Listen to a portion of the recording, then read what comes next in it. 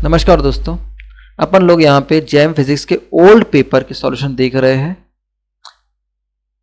जिसमें अपन ने अभी मैथमेटिकल पोर्शन को लिया है और कंसर्न ईयर का पेपर 2018 का है फिजिक्स पेपर, जिसमें अपन केवल अभी मैथमेटिकल पोर्शन को ही सॉल्व कर रहे हैं।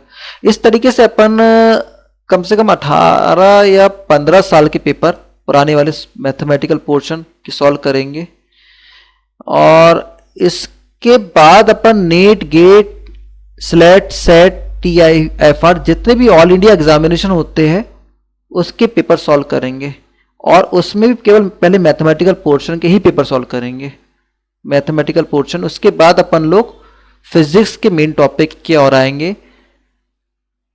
अपनी स्टडी पैटर्न कुछ इस रूप का रहेगा कि अपन लोग यहाँ पे जब पेपर सॉल्व कर लेंगे तो अपन को बहुत से प्रॉब्लम्स हो जाएंगे सॉल्व करते करते, तो अपन को सिलेबस देखने की ज़रूरत नहीं पड़ेगी उस समय। हाँ, ये जरूर है कि जैम फिजिक्स का सिलेबस थोड़ा लीनियर है, कम है, और क्योंकि वो उसका मेन सिलेबस क्योंकि अंडर ग्रेजुएट का ही है, मास्टर प्रोग्राम के लिए जैम होता है और PhD के लिए होता है नेट वगैरह, नेट और गेट PhD वगैरह के लिए होता है। तो इस वजह से उसका सिलेबस थोड़ा सा वास्ट है। तो जब कोई सिलेबस में जब कोई क्वेश्चन पेपर अगर सॉल्व करेंगे, अगर वो जैम रिलेटेड क्वेश्चन नहीं है तो हम उसको मार्क कर देंगे कि जैम के पर्पस के लिए नहीं है उस समय। लेकिन चूंकि बेसिक सिलेबस सभी के लिए कॉमन है, एग्जाम पैटर्न भी मोर और लेस कॉमन होता है, डिफिकल्टी लेवल भी कॉमन है, सबके लिए डिफिकल्टी लेवल भी सेम है, इसलिए बेटर यही होगा कि हम सब एग्जाम के पेपर्स को सॉल्व कर ले और जब प्रॉब्लम्स बहुत सारे सॉल्व हो जाएंगे तो आपकी स्टडी वैसे ही हो जाएगी। तो अपन अभी फिजिक्स पेपर 2018 के सॉल्व कर रहे हैं और जब मैथमेटिकल पोर्शन कवर हो जाएगा, बहुत से क्वेश्चन हो जाएंगे अपने, तो अपन लोग फिर जो फिजिक्स सिलेबस के दूसरे जो चैप्टर्स है उसके चैप्टर वाइज या बोलना चाहिए क्वेश्चन पेपर वाइज ही सॉल्व करेंगे उसको भी, और इसी अप्रोच में चलेंगे। पहले जैम, नेट, गेट, उस पर्टिकुलर टॉपिक वाइज। जैसे अगर हमने रिलेटिविटी के लिए क्वेश्चन, तो रिलेटिविटी के पूरे क्वेश्चन सॉल्व करेंगे सभी एग्जाम के। तो इस तरीके से आपको बेसिक अप्रोच पता लगते जाएगी किस तरीके से सॉल्व करते हैं क्वेश्चन को, और बेसिक भी उसी क्वेश्चन में पता लग जाएगा।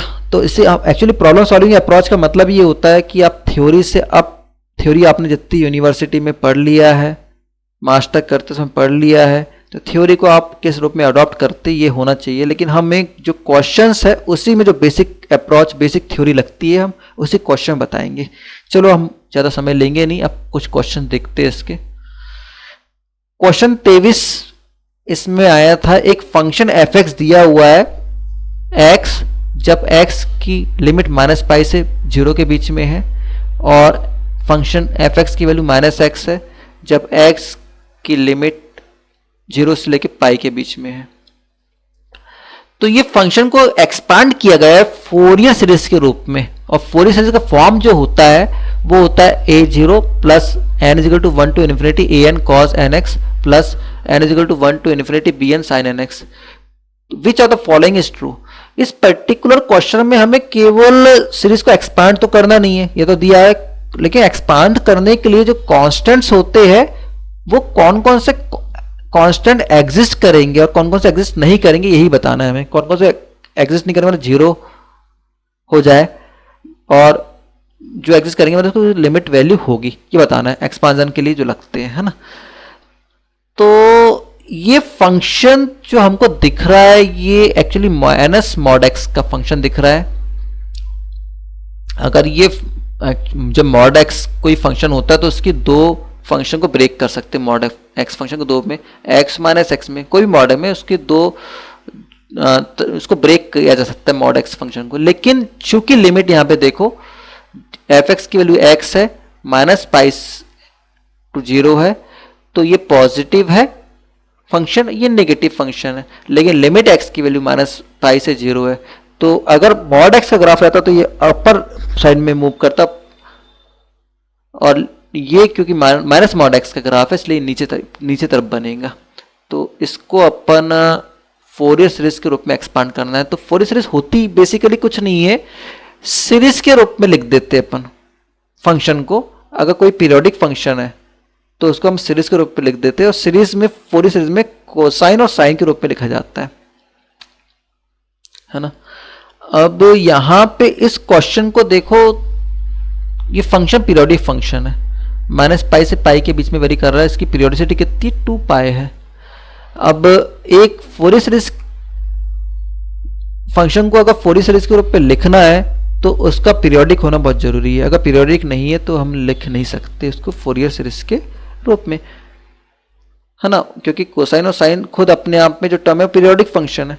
तो अगर हम किसी फंक्शन को पीरियोडिक फंक्शन के रूप में लिखना है तो उसका पीरियोडिक होना बहुत जरूरी है ना। अब यहाँ पे देखो माइनस पाई से पाई के बीच में ये फंक्शन की रेंज माइनस पाई से पाई है, तो इसकी पीरियोडिसिटी कितनी 2 पाई है ना।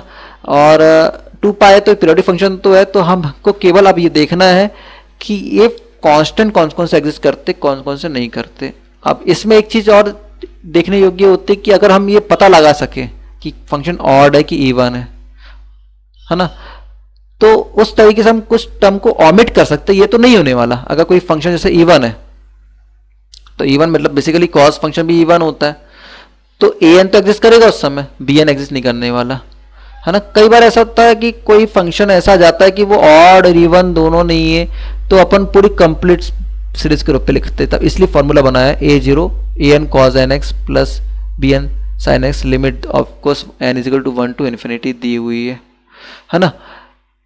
तो इस सीरीज के रूप में लिखने के लिए या तो सीरीज कंप्लीट भी हो सकती है, और अगर आप जज कर सकते हो कि इवन है ऑड है फंक्शन, तो आप कुछ फंक्शन के पैरामीटर्स को कुछ सीरीज के पैरामीटर्स जैसे an और bn कांस्टेंट को अगर हम ओमिट कर पाए तो हमें कैलकुलेशन बहुत आसान हो सकता है।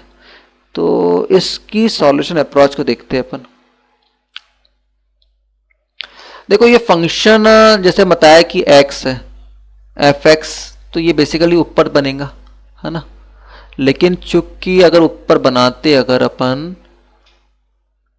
तो क्या होता कि लिमिट तो हमें 0 से लेकर पाई तक के मिलती, लेकिन यहाँ पे माइनस पाई टू पाई, तो हम इसको नीचे एक्सपांड कर दिया ताकि हमें y इक्वल टू x में 0 से माइनस पाई मिल जाए।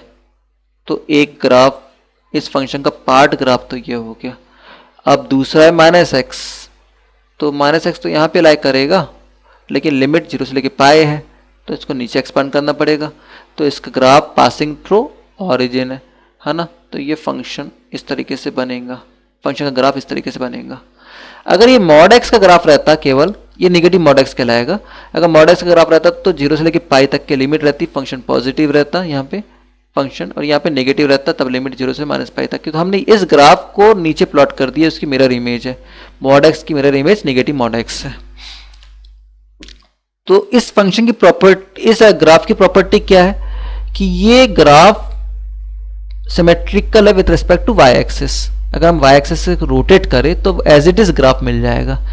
तो अगर ऐसा कोई फंक्शन वाई एक्सिस के करस्पॉन्ड सिमेट्री बताता है तो वो इवन फंक्शन कहलाता है। चलो, अगर आपको ग्राफ प्लॉट करते नहीं समझ आ रहा तो आपको एनालिटिकल अप्रोच भी पता होना चाहिए।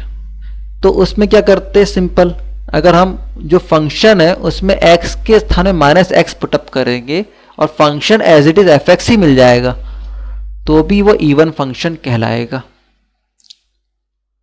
जैसे कि एक्स स्क्वायर,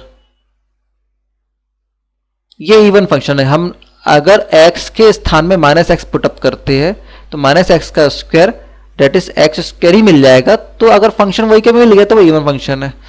लेकिन अगर कोई फंक्शन ऑड फंक्शन होगा जैसे एक्स क्यूब है, तो हमने अगर x के स्थान में माइनस एक्स पुटअप किया तो माइनस एक्स का क्यूब हो जाएगा, तो माइनस एक्स क्यूब हो जाएगा, तो वो एक ऑड फंक्शन कहलाएगा, है ना।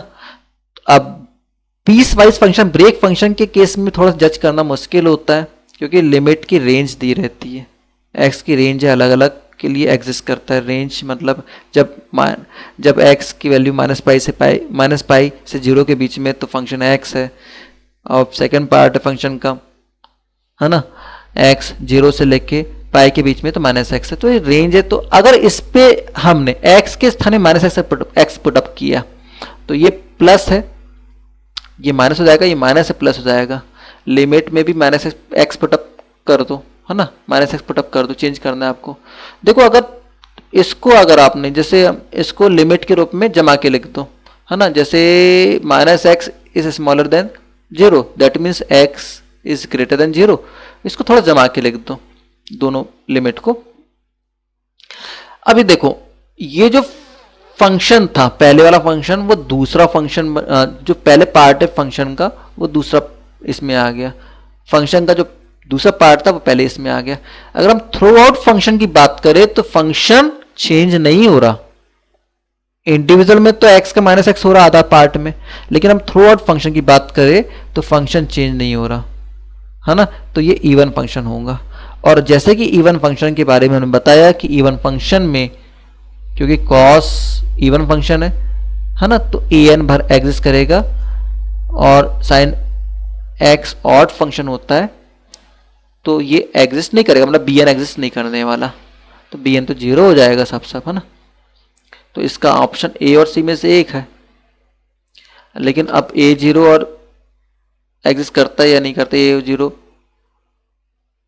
और ए जीरो एग्जिस्ट करता है या नहीं करता, एग्जिस्ट मतलब कि जीरो से है हमारा यहाँ पे, जीरो अगर नहीं है तो जीरो मान रहा है, हालांकि इसको देखते हैं आगे सॉल्यूशन इसकी। चलो ये पता लग गया भाई कि इवन फंक्शन है। अब हम एक जनरल अप्रोच की बात करते हैं। अगर फंक्शन इवन फंक्शन होता तो माइनस एल टू एल, जिसकी पीरियोडिसिटी कितनी है 2l है, इस केस में जनरलाइज की, अगर हम अभी पाई एल के वाले पाई से रिप्लेस नहीं कर रहा है, अगर जनरल थिंग, अगर कोई क्वेश्चन लिमिट अगर माइनस पाई से पाई के स्थान में कुछ और लिमिट आ गई, तो हमने जनरल एल माइनस एल से एल पुटअप किया है, माइनस एल से L F x D x में। तो अगर कोई फंक्शन इवन हो तो इसको आप ट्वाइस टाइम आप 0 to l F x D X लिख सकते हैं, और अगर फंक्शन ऑड हो तो minus L to L F x D X is equal to 0 होगा। ये डेफिनेट इंटीग्रल की प्रॉपर्टी के द्वारा होता है ना, ये 12th लेवल में पढ़ा है अपन ने। अगर लिमिट की range minus L to L है, पीरियोडिक फंक्शन तब कहलाएगा, तब भी इसकी पीरियोडिक फंक्शन पीरियोडिसिटी 2l होगी।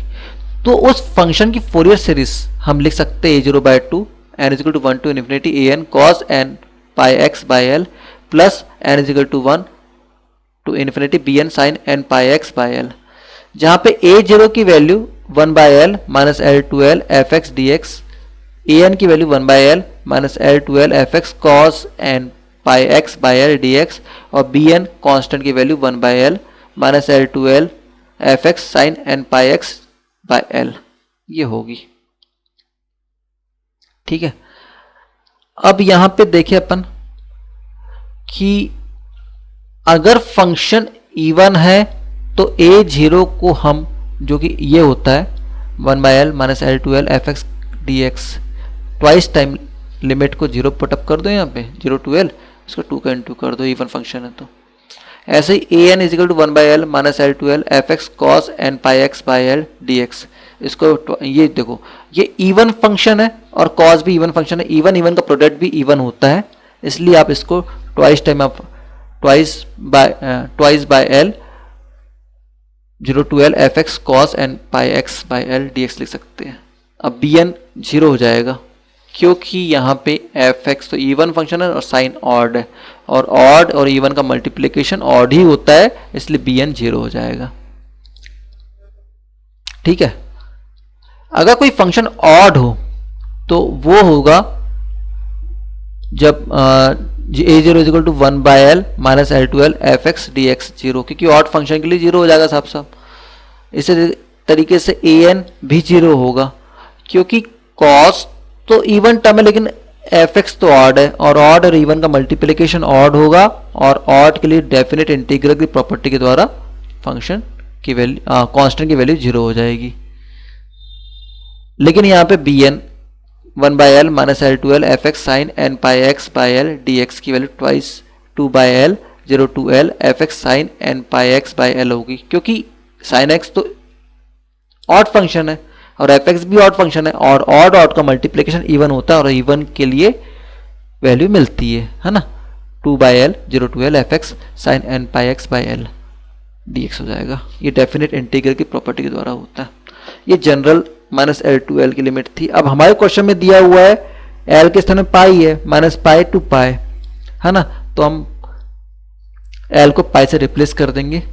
तो a0 की वैल्यू जैसे इवन फंक्शन पता लग गया था, a0 = 2/π 0 to π f x D x हो जाएगा, है ना।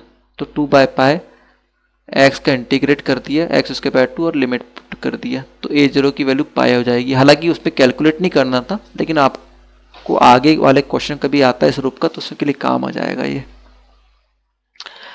इसी तरीके से an, क्योंकि इवन फंक्शन है तो 2/π 0 to π f x cos N pi x by l आता, तो पाई से एल के लिए अगर हम पाई पुटअप करेंगे यहाँ पे फॉर्मूला में, है ना, तो ये कट जाएगा, है ना, तो केवल बचेगा nx।